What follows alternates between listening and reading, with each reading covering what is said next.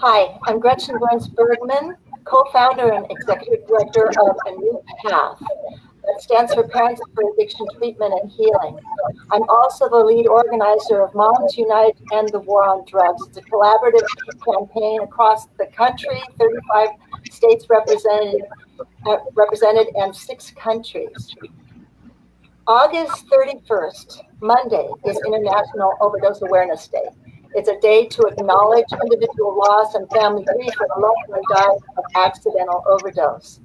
This Day of Awareness was started in Australia in 2000, but it's recognized worldwide today, a day of remembering loved ones, but also of pushing the message of harm reduction strategies and the need to reduce the stigma associated with substance use disorders.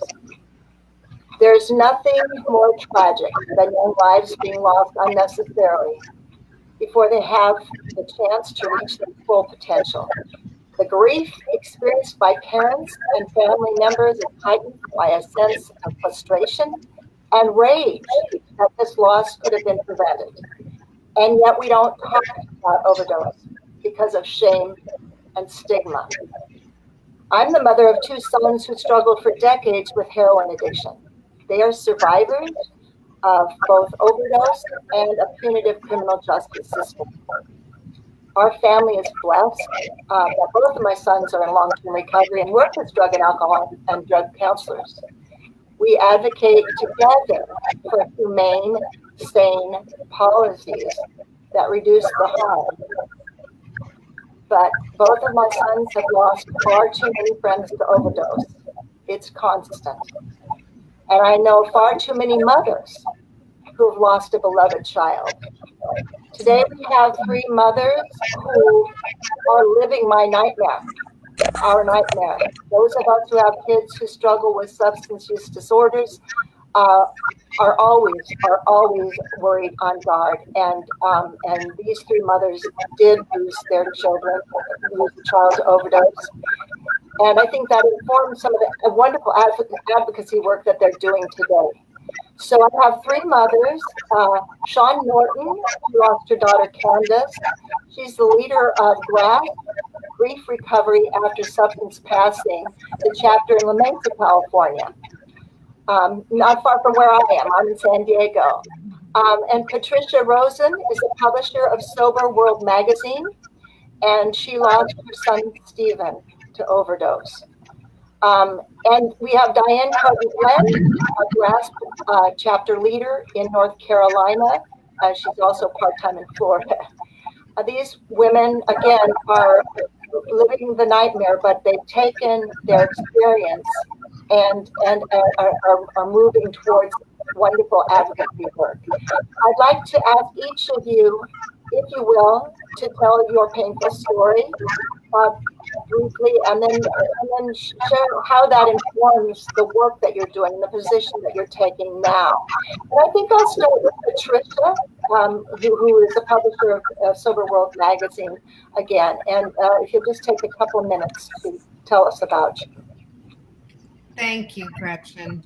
Well, like you, Gretchen, I have 3 children, but 2 of them were struggling with addiction.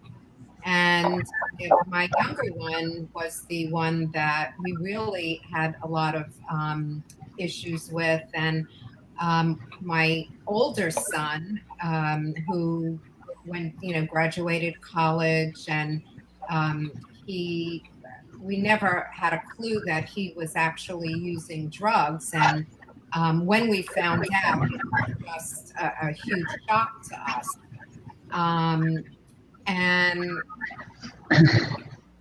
he made a decision to try an oxy. This goes back, don't forget, I lost my son. It was over 10 years ago now. He'll be gone 11 years. And he made the decision to try an oxy, which he had no clue what it was.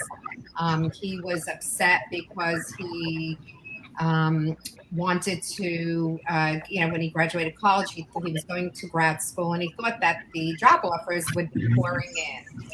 And he only had graduated 2 weeks prior, and so one of his friends, relatives said, here, try this, and it'll make you feel better. And that was pretty much the beginning of the end.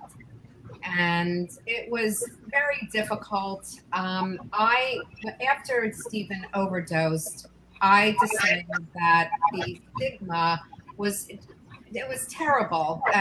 And I was a victim of it as well. I didn't want my neighbors to know what was going on. I was even trying to reach out to my family doctor.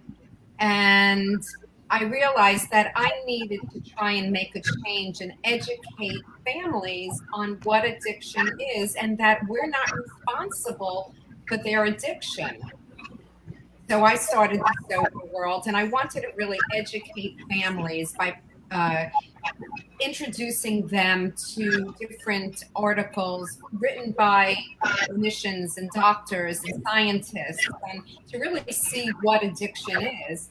Also to try and provide them with some good resources that are out there. Because, what's happening now, and I find myself very disillusioned because from the time I started doing this, 10 years ago already, I just see the recidivism is just unbelievable. It's getting worse with people going in and out of treatment, and just what's happening with marketers, what they're doing with these young people and sending them from one state to another. And I just think that there needs to be some changes here in the addiction world. And so I want to bring light on different subjects as well.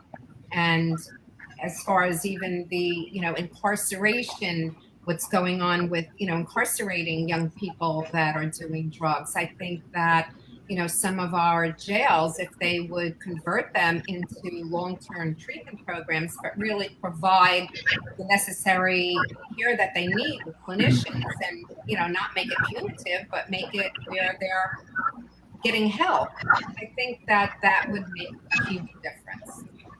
I agree with you. And if we have time, I think we'll get back to that topic, exactly that stigmatization and criminalization of our loved ones who need help and we're throwing resources in the wrong direction. I hear that I have some feedback. I hope you guys are hearing it as well. But I'd like to move to Sean, if you would please tell your story. Thank you. Hi, thank you. So thanks for having me. I'm Sean Norton, and for me, I am a mother of 5.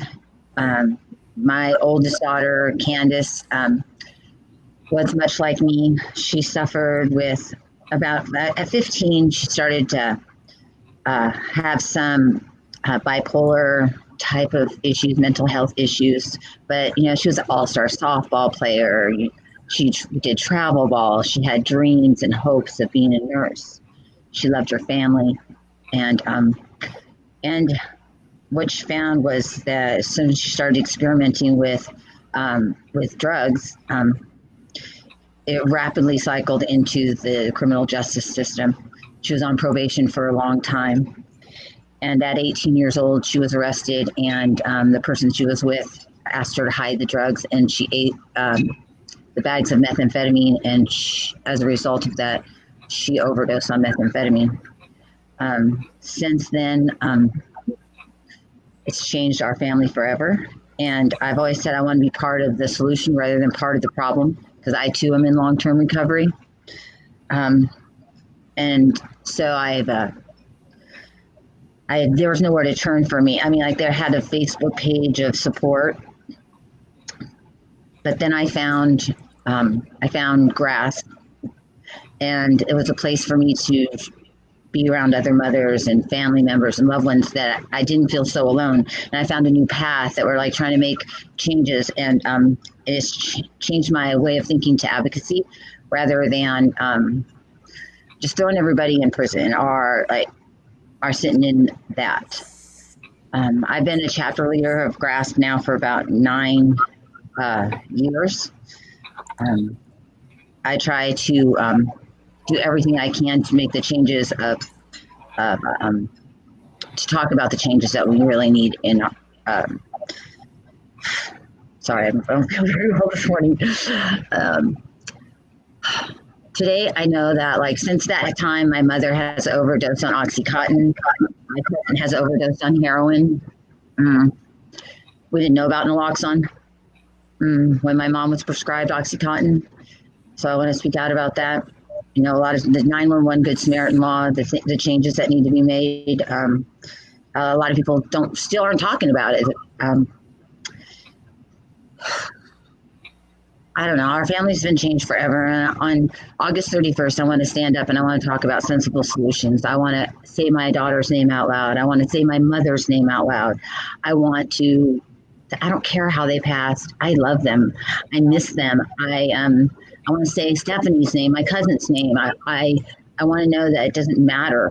Like just because they had the disease of addiction doesn't mean they're throwaways or they're just like bad for society. The faces of addiction are all around us, and you would never know it. And there's so many of us that don't think that's going to happen to us until we get that phone call. And I was one of those people, you know. Thank you, Gretchen. Thank you, Sean. And Candace is behind me here. How do I get out of the way? That we have a tree of remembrance that we're going to show on August 31st. We're going to have a candlelight vigil with Grasp La Mesa and a New Path. Candace's picture is there somewhere. But I need Michael's picture on the tree as well. So please send this to me, to us. Diane, would you please share your story? Sure. Thank you for the opportunity to be able to share my story.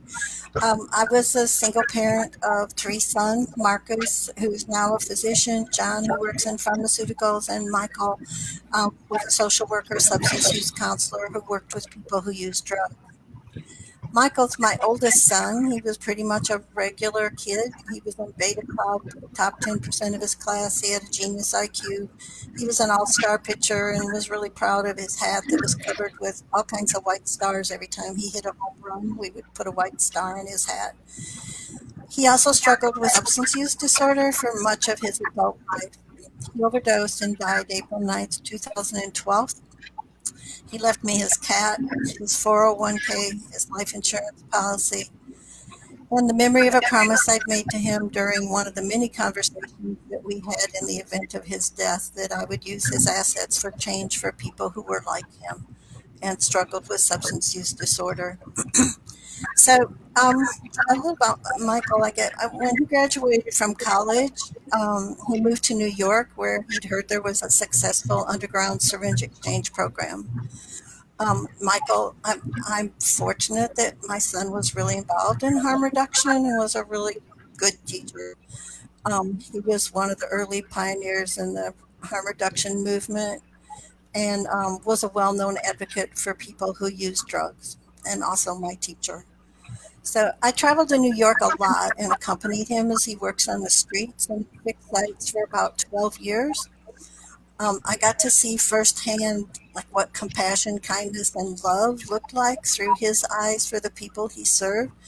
And, I always loved him, but I learned to love them just the way they were, just as he did. So that was kind of my early exchange programs and the lack of availability for medical care and treatment choices, stigma for people who use drugs. Michael's passion to provide clean supplies and emotional support and medical care and all of that for people who were dependent on drugs made a big impression on me. It wasn't unusual for somebody to have an abscess or something that we would see on the street, and he would throw them in a cab and take them to an emergency room to make sure they were taken care of, and often pay for that care out of his own pocket. So Michael and I personally struggled together for almost 20 years. I've held his hand, watched him suffer. Between the two of us, we cried a million tears. I nursed him at home through detox and drove him to methadone clinics when he was involved in that program. We used to talk into the night about what I could do to help him help himself. He'd have some really long periods, sometimes even years, of a drug-free life. But when life got in the way and became tough for him, and he just wanted to worries and fear and depression, which he suffered from for just a little bit, he would return to his drug of choice, which was heroin. And it wasn't unusual. He would often call me from New York and ask me to send him a plane ticket so that he could come home and I could help him detox and provide support. And then, in a week to 10 days, he'd say, okay, I'm good now. I'm ready to go. And he'd hop on a plane and return to New York, to the work that he loved. So after I basically became a thorn in the side of the legislators in North Carolina. And on the very first anniversary of Michael's death in 2013, Governor McCrory signed the 911 Good Samaritan Law, which gave immunity to people who called 911 for a friend or a family member who had overdosed. And in 2016, the legislature legalized syringe exchange programs in North Carolina. And that was when ECM for Change was born. So ECM, which is Mike spelled backwards, means sowing seeds in some Middle Eastern language that I was dig up. So our logo became Sowing Seeds for Change because I promised him I would use the money that he left me for change. So today we have more than 700 registered participants, and we provide services every Saturday for between 90 and 100 people, most who are using drugs, many who are homeless, and some who are actually in recovery. And they come there seeking support and supplies and a warm meal, sometimes medical care. A lot of them have been divorced by their family. And so it's a place where they can come for encouragement. And that's kind of a snapshot of Michael's story and how his work continues on. What a Thank you. beautiful legacy, Diane. What a beautiful legacy. So we mentioned Narcan, and I just want to be He's an really awesome clear kid. to anybody that's listening what Narcan is. Narcan is also naloxone, the safe drug that can quickly reverse an accidental opioid overdose. It doesn't help with overamping with methamphetamine, but for an opioid, it works very quickly. So our Moms United representatives across the nation have been getting out there and getting Narcan into people's hands. In San Diego, we started our program in 2014, and we've now trained almost 5,000 people to use it, and we have 1,040 lives reported saved. And I know that these numbers are consistent with the work that mothers are doing, that parents, this parent-driven advocacy across the nation. I want to talk about today real quickly. Your stories were so poignant. I didn't want to interrupt, but I did want to tell you where we are today. In 2019, over 72,000 people died of overdose in the United States, and that's up from 68,500 in 2018. In 2017, it was 72,000, and we started all this massive Narcan distribution work. So we feel like we were responsible for bringing those numbers down. But then COVID hit, and the isolation and the frustration and the lack of services, and people being released early from prison, which we worked hard to do because so many of them shouldn't have been there anyway, as Tucci was starting to talk about with incarceration. But where are they coming to? They're still coming to an unforgiving society, and we don't have the services that we need to address it. So we're losing people to that. Of course, an absolute rise in fentanyl, which is being laced in everything. But also that sense of helplessness and hopelessness due to the isolation of COVID-19 with that. We call it the dual crisis, right? It's moving forward. So I wonder if anybody, maybe just 1 minute each, want to address that. I mean, maybe I'll kick it back to Patricia because you brought up the incarceration element of that. Well, how I feel about that is there's so many young people that, when they first start doing drugs, they do things that they're not responsible for. The drugs are making them do certain things, and their behaviors are not something, I should say, that they would normally do.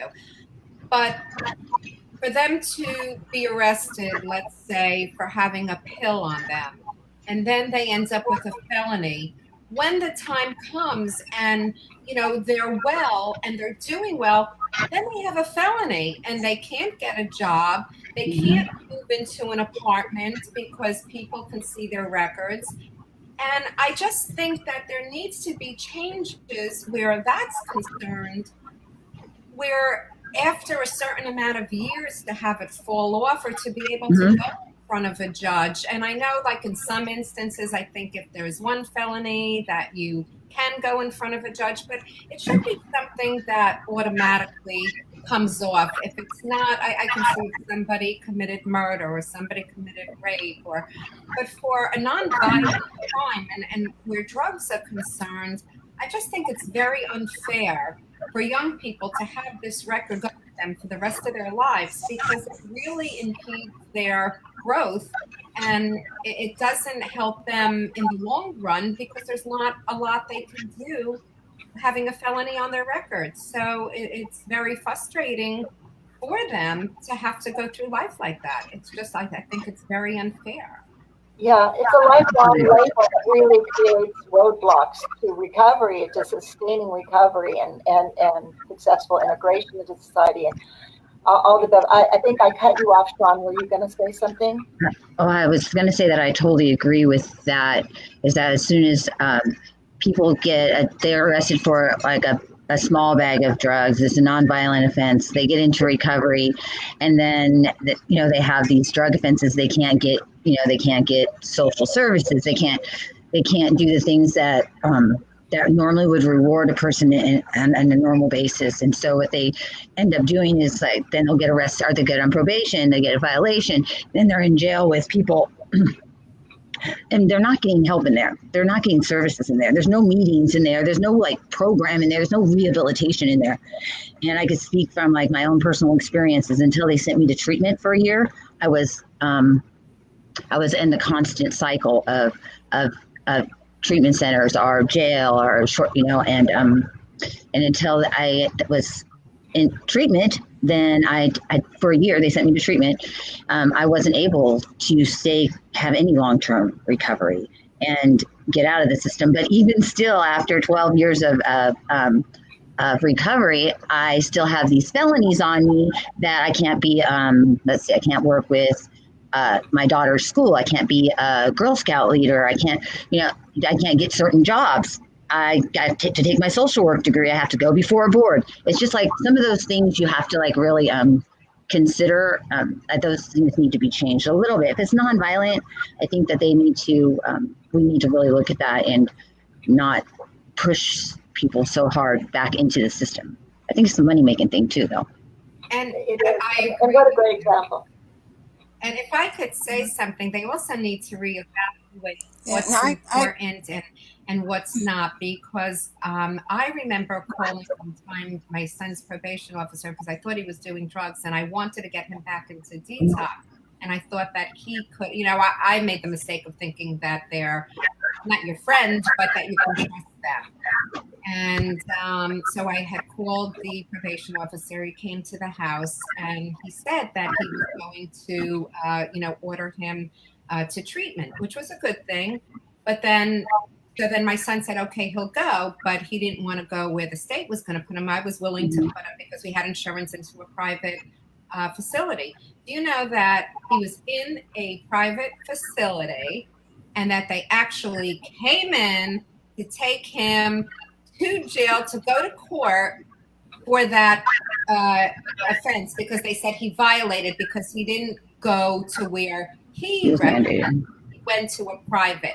What difference? He was in treatment. Why would you go in and embarrass him in a treatment center to walk in and take him out? So that needs to change. It's these kinds of stories. I mean, yes, we have to get the criminal justice out of what is essentially a public health issue and certainly put the resources back where it belongs rather than exploding a criminal justice system that does nothing towards recovery. By the way, when you're talking about jail, my son was arrested for possession of marijuana originally, which started 11 years of cycling through the system.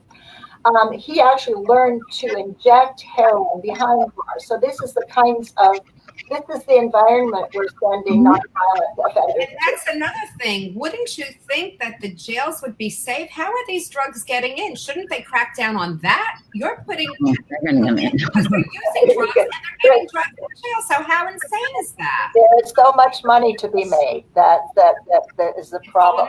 Diane, I feel like we're ignoring you a little bit, so I want you to pop in because I knew you had a comment as well.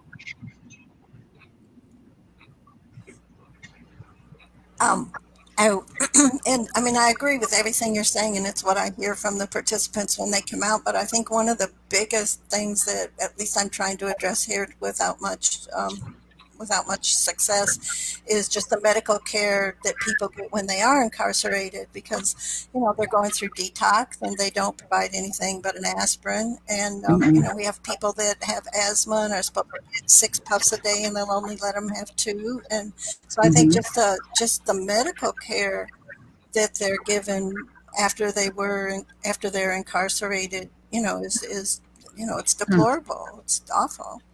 This is true. Yeah. And Candace was put in a sobering cell when she was arrested after she took the medication, after she took the methamphetamine. She was arrested. She was trying to avoid going to jail, and by the time they booked her and put her into a cell, they said, well, she was getting stiff, and they weren't sure if she was psychotic or overdosing, so they put her in a sobering cell. And as she was pushing the emergency button, they said, don't call us unless you're dying. And she was. She died in jail? In Las Colinas, yeah. They ended up taking her over to Grossmont Hospital, and the nurses called me. They would have never, my daughter would have passed away alone because of that. Yeah, because she was incarcerated at the time. Yeah, so it does need to change. I agree that the medical care and the stigma of having an addictive illness, it has to change. And this has gone on far too long. I mean, at least it's like they think that if there's enough. Yeah, I didn't hear the last thing you said, but I think that, I think they think that if they're miserable enough, are you? Okay.